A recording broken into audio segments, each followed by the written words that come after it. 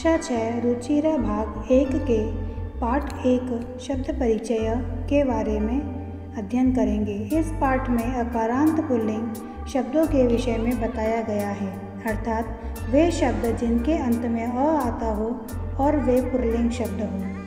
प्रस्तुत है पाठ शब्द परिचय। यहाँ एक साइड में संस्कृत के वाक्य दिए गए हैं और दूसरी ओर इसी का हिंदी अनुवाद किया गया है, मतलब इनको हिंदी में समझाया गया है। सबसे पहले इस चित्र को देखिए।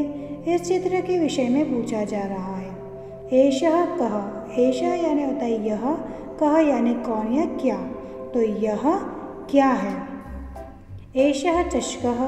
एषः यानी यह, चषक यानी गिलास, यह गिलास है। संस्कृत में चषक को हिंदी में गिलास कहा जाता है, ठीक है। तो एषः चषक मतलब यह गिलास है।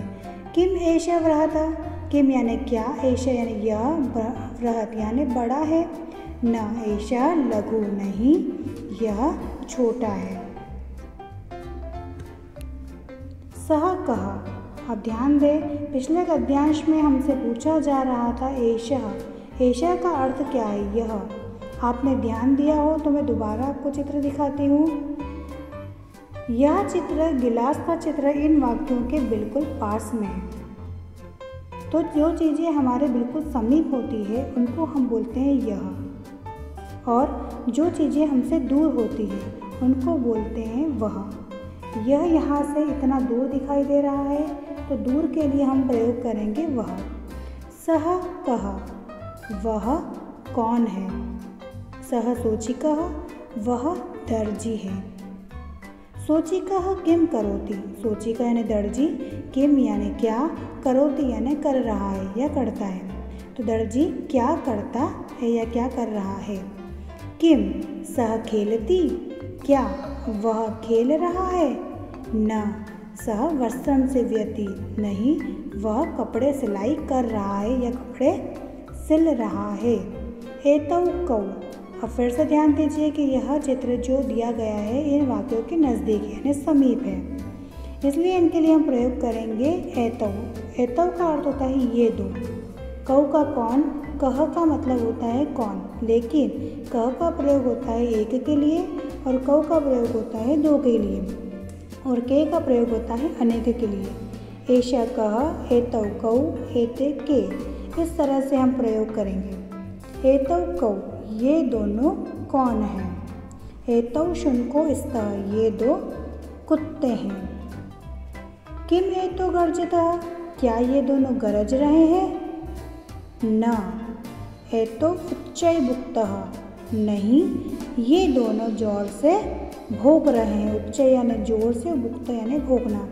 यहाँ ध्यान दें, यह चित्र इन वाक्यों से दूर चला गया है और यदि होगा तो हम एतौ के स्थान पर तौ यानी वे दो। एतौ का अर्थ होता है ये दो और तौ का अर्थ होता है वे दो। वे चित्र हमसे दूर है, इन बेलों के विषय में पूछ रहा है। तौ कौ, वे दो कौन है। तौ बलिवर्दो स्तः, वे दो बेल है। बेल को संस्कृत में कहते हैं बलिवर्दः। एक होगा तो बलिवर्दः, दो होंगे तो बलिवर्दो और अनेक होंगे तो बलिवर्दः। अब ये दो है इसलिए बोला जाएगा बलिवर्दो।